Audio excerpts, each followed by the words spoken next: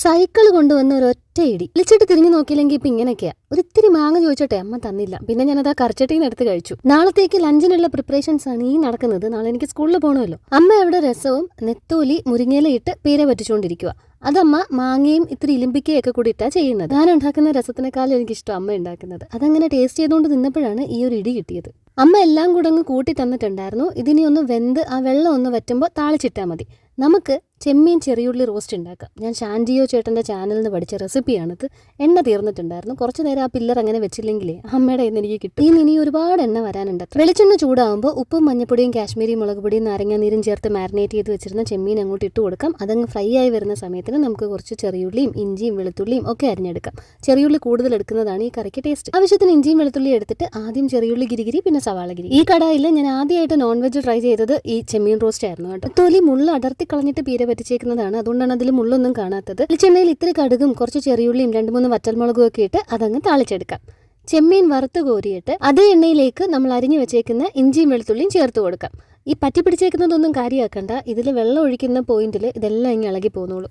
സവാളയും ചെറിയുള്ളിയും അല്പം ഉപ്പിട്ട് നന്നായിട്ട് വഴറ്റിയെടുക്കാം. ഡിന്നറിന് കൊഞ്ച് റോസ്റ്റൊന്നും എടുക്കുന്നില്ല കേട്ടോ. ദോശയും സാമ്പാറും ഒക്കെയാണ്. കുക്കുവിന് ചോറുമാണ്. ഇതൊക്കെ നാളത്തേക്കുള്ളതാണ്. പൊടികളായിട്ട് ഇതിൽ മഞ്ഞപ്പൊടി, കാശ്മീരി മുളക് പൊടി, ഇത്തിരി ഗരം മസാല, കുറച്ച് പെപ്പർ പൗഡർ, കുറച്ച് സാദാ മുളക് പൊടി എല്ലാം കൂടെ മൂത്ത് വരുമ്പോൾ തക്കാളി ആഡ് ചെയ്ത് ഇതൊന്ന് വേവാനായിട്ട് കുറച്ച് നേരം വെച്ചേക്കാം. അവന് കുറച്ച് പഴഞ്ചൊല്ലുകൾ എഴുതാനുണ്ടായിരുന്നു. അതായിരുന്നു വന്ന് എൻ്റെ അടുത്ത് ചോദിച്ചത്. ട്യൂഷന് കൊണ്ടുപോയപ്പോൾ അത് മറന്നുപോയി.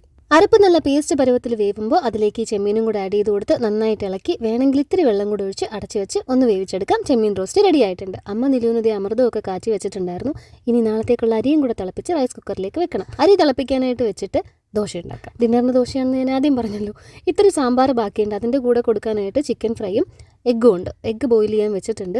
അലന് മാത്രമായിട്ട് എഗ്ഗ് അങ്ങനെ കൊടുത്തിട്ട് ഇവന്മാർക്ക് പൊരിച്ചു കൊടുത്താൽ അങ്ങനെ എടുക്കത്തില്ല. പുഴുങ്ങിയ മുട്ടയിൽ ഉപ്പും കുരുമുളക് പൊടിയും മുളക് പൊടിയൊക്കെ ഇട്ട് കഴിക്കുന്നതാണ് 3 പേർക്കും ഇഷ്ടം.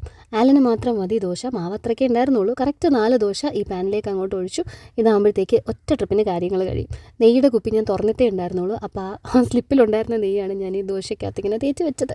ഇത് കാണുന്ന ആരെങ്കിലും ഇപ്പോൾ പറയുന്നുണ്ടാവും, പ്രത്യേകിച്ച് അമ്മയുടെ ഏതെങ്കിലും സഹോദരങ്ങൾ പറയുന്നുണ്ടാവും, അമ്മയുടെ ഗുണങ്ങളൊക്കെ കിട്ടിയിട്ടുണ്ടെന്ന്. അപ്പോൾ അതേ മുട്ടയും ചിക്കൻ വറുത്തതും സാമ്പാറും ദോശയും ഒക്കെ അലന് കൊടുത്തു. അതിലിരിക്കുന്ന എഗ്ഗ് ഈ 3 ആൺതരികൾക്കും കൂടെ ഉള്ളതാണ്. സാമ്പാറിന്റെ പാത്രത്തിലോട്ട് ചിക്കൻ ഫ്രൈ വെക്കുന്നതിന് മുമ്പാണ് അരി അങ്ങ് തിളച്ചത്. അത് എടുത്ത് വെച്ചിട്ടാണ് ചിക്കൻ ഫ്രൈയും പപ്പടവും ഒക്കെ കുക്കുവിന്റെ ചോറിലേക്ക് വെച്ചത് കേട്ടോ. പിന്നെ അത് ഷൂട്ട് ചെയ്യാൻ അങ്ങ് മറന്നു. വലിയ ചോറൊക്കെ കഴിച്ചതാണ് കേട്ടോ. ഇതിപ്പോൾ മുട്ടയും ചിക്കനും ഒക്കെ കഴിക്കാനാണ് ആയിരിക്കുന്നത്. ഇതൊക്കെ കഴിഞ്ഞപ്പോഴേക്കും ഞാൻ ഡിവേഴ്സ് ചെയ്യാത്ത എൻ്റെ മാമി ബഹ്റിനിൽ ലാൻഡ് ചെയ്തിട്ടുണ്ടായിരുന്നു. അപ്പോൾ ഇനി ഞങ്ങൾ ആ പെട്ടിപ്പൊട്ടിക്കൽ ചടങ്ങിലേക്കൊക്കെ കിടക്കട്ടെ. നാളെ കാണാം.